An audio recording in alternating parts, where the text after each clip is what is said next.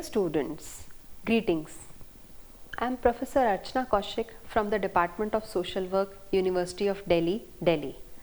I welcome you all to the course titled Professional Social Work and Its Values, which is a part of first semester of Bachelor of Social Work online program initiated by Indira Gandhi National Open University, New Delhi. In this module, we are going to discuss about two important concepts: social security and social welfare. After completing this unit, the students will be able to know the meaning and definitions of the concepts like social security and social welfare, examine the similarity and relation between these two concepts, locate the distinguishing features between these terms, and understand the significance of these notions for social work teaching and practice. Let us first understand the term social security. The word security means freedom from danger or risk. Sense of security is one of the basic needs of humans. Everyone wants protection against any kind of unforeseen event which may endanger his or her safety and threaten the continuity of his or her income. And this security has been guaranteed to people through various kinds of institutions. Initially, this security was being provided through the institution of joint family and occupational guilds and caste system in India. But in the course of time, these basic social institutions started disintegrating. It was realized by enlightened people that some deliberate efforts were required to be made at the level of society to ensure security to the people.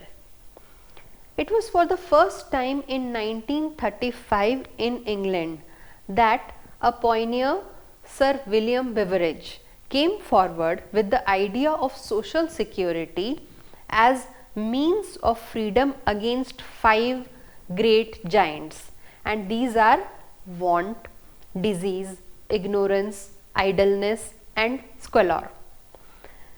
Since then, social security has become a crucial domain of study and practice. In the contemporary society, social security has become very important because of various reasons. First, the traditional social institutions of joint family, caste, occupational guilds, etc. are not able to provide the needed security. Second, there has been a revolution in science and technology leading to emergence of global village and promotion of tendency among people to frequently move and even migrate from one place to other part of the world. Frequent occurrence of accidents, even those which are fatal, and exposure to various kinds of diseases including occupational diseases also increased. All these expose people to varied risks. Third, there has been a sea change in values and orientations of people, from collectivism to individualism, from spiritualism to materialism and so on. The notion of consumerism has taken over the feeling of interdependence and concern for fellow beings. Hence, majority of people today lack in desired sensitivity, empathy and care for others. Fourth, there is a sizable section of society which is illiterate, unemployed and poor, leading to subhuman and insecure life. In social work literature, social security as defined by Sir William Beveridge in 1942 has special significance. The term social security is used to denote the security of an income to take the place of earning when they are interrupted by unemployment, sickness or accident, to provide loss of support to the death of another person and to meet exceptional expenditures such as those concerned with birth, death and marriage. The International Labour Organization 1942 defines social security as the security that society furnishes through appropriate organization against certain risks to which its members are exposed. According to Friedlander, in 1963, by social security, we understand a program of protection provided by society against those contingencies of modern life like sickness, unemployment, old age, dependence, industrial accident and invalidism, against which the individual cannot be expected to protect himself and his family by his own ability or foresight. The National Commission on Labour in India in 1969 maintains social security envisages that the members of a community shall be protected by collective action against social risks causing undue hardship and deprivation to individuals whose private resources can seldom be adequate to meet them. Thus, we define social security as the collective endeavors made by people in the society to protect as the matter of right their brothers and sisters against various kinds of unforeseen situations called contingencies, such as biological like maternity, economic such as unemployment and bioeconomic like old age, which imperil their working capacity and disrupt their continuity of income and thereby impair their ability to support themselves and their dependent family members with decency and dignity, and which cannot face by utilizing their own as well as dependents' resources. Major characteristic features of social security are: social security is the security deliberately provided by making collective efforts by people in society in an organized manner as a matter of right.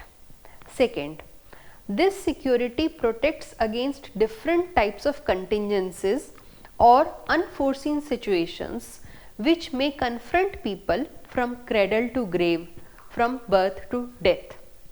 Third, these contingencies may be purely biological, such as maternity, or they may be purely economic, such as unemployment, or they may be bioeconomic, such as superannuation, retirement, etc. Fourth, these contingencies imperil the working capacity of people and disrupt the continuity of income and impair their ability to lead a decent and dignified life for themselves as well as dependents of their family members. Fifth, it is not possible for common people in society to effectively face the challenges thrown by these contingencies by utilizing their own as well as their dependents' private resources. Sixth, collective endeavors made may or may not require the beneficiaries to contribute, may be very nominally for the benefits which they may avail of in the case of occurrence of certain specific kinds of contingencies. Seventh, social security benefits may be in the form of cash or kind or both. Eighth, social security is both a mental state and objective fact. In order to provide proper protection to people against contingencies, it is necessary that they should have confidence that benefits adequate in quality and quantity will become available whenever required. There are two major forms of social security: social insurance and public or social assistance. Social insurance is financed by the contributions which are normally shared between the employers, workers, with the participation of the state in the form of supplementary contribution and other subsidies from the general revenue. Typical example is pension and retirement benefits given to government employees on their superannuation. The worker's contribution in this regard is determined based on his or her income levels, and it is accumulated in a special fund. The person's right to benefit is secured by his or her own contribution without any test of needs or means. Public or social assistance may be given in cash or in kind or both to enable people to meet the existing actual needs and to lead a minimum desirable standard of living. Examples are old age pension, widow pension, scholarships to poor students, etc. A subtle difference between public and social assistance is that public assistance is provided through the state exchequer after assessing the existing actual need and ensuring that prospective beneficiaries fulfill certain prescribed eligibility requirements, including those related to family responsibility and observance of morality. Social assistance is provided to indigent people considered to be eligible according to certain specific criteria to enable them to satisfy their basic minimum needs. Understanding the concept of social security is essential for the professional and social workers as they work for promoting human and social development, increasing people's active participation in various types of programs directed towards guaranteeing a minimum desirable standard of living to everyone. In case people's continuity to income is threatened and their capacity to work is impaired, they will not be able to satisfy their own minimum needs. With social security provisions, they will not only be able to extend support to their family dependents but also perform their social roles effectively. Let us understand what the term social welfare connotes. All civilized societies throughout the globe have been praying for the well-being of the entire mankind. In India, our sages longed for "may all be happy" and worked for devising such institutions as could promote the welfare of all. Derived from welfaren, the term welfare means the state or condition with regard to good fortune, health, happiness, prosperity, etc. Das Gupta in 1976 states that by welfare we refer to the entire package of services, social and economic, that deal with income support, welfare provisions and social security on the one hand, and view of the whole range of social services on the other. Friedlander in 1963 has defined social welfare as the organized system of social services and institutions designed to aid individuals and groups to attain satisfying standards of life and health, and personal and social relationships which permit them to develop their full capacities and to promote their well-being in harmony with the needs of the family and the community.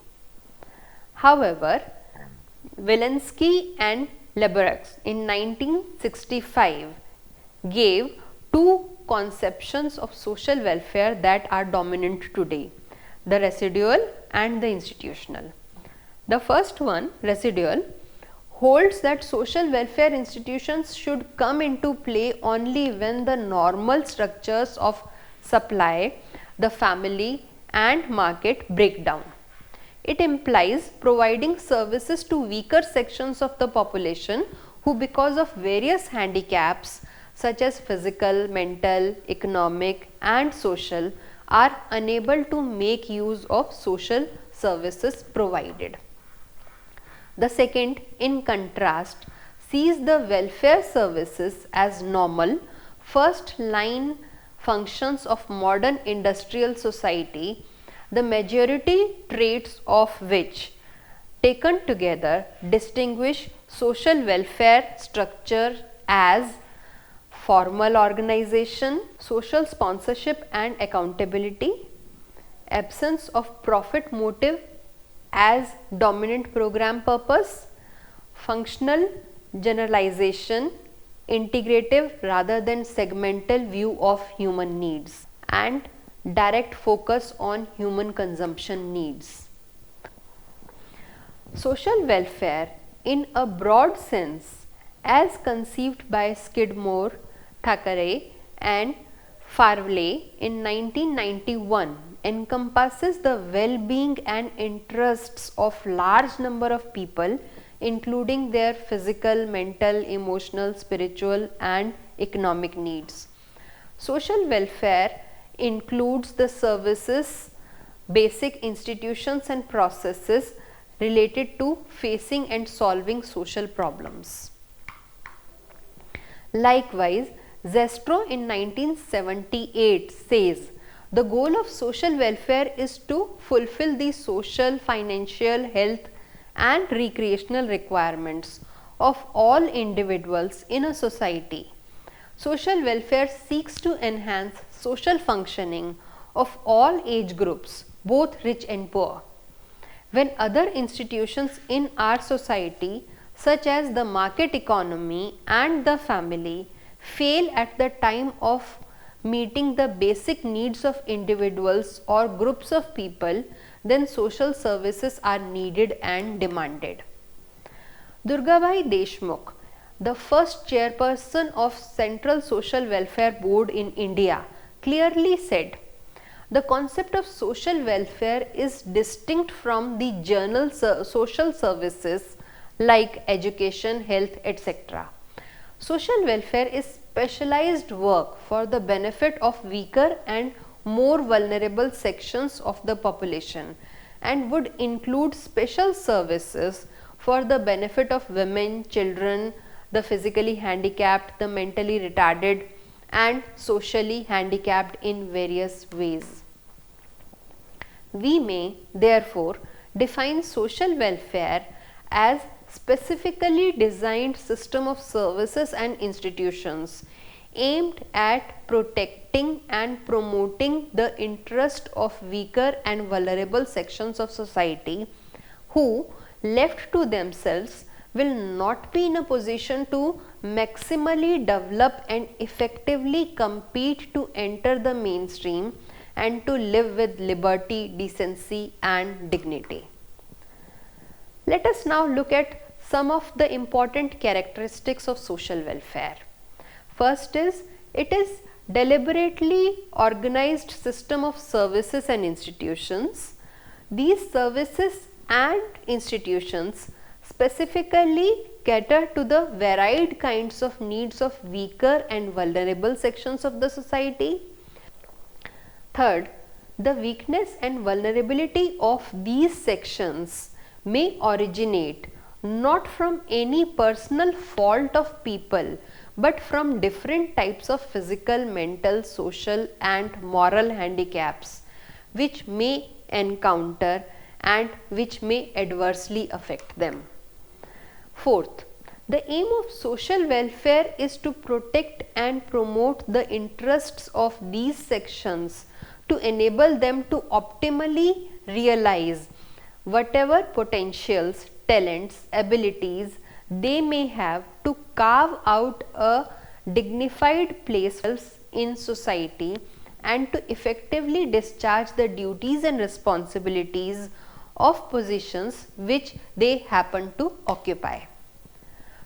To conclude, social security is an effort on the part of the state or the employer or any other related agency to provide an individual all possible help during periods of physical distress or illness or injury, or also at the time of economic distress caused due to reduction or loss of earning on account of sickness, disability, maternity, unemployment, old age or death of the employee. It includes services intending to provide protection against contingencies of life like sickness, unemployment, old age, accident, etc. Social insurance is contributory and social assistance is non-contributory. Examples are old age pension, compensation on accidents, widow pension, etc.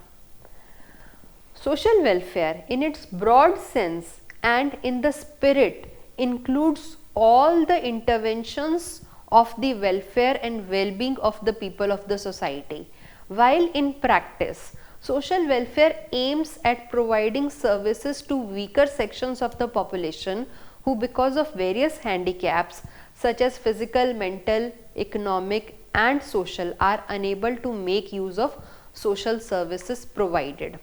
Social welfare services include services for disadvantaged sections of society like children, women, aged, certain caste groups like scheduled castes in Indian context, tribal groups, other backward classes, minorities, disabled, those into substance abuse and economically underprivileged such as destitute and vagrants.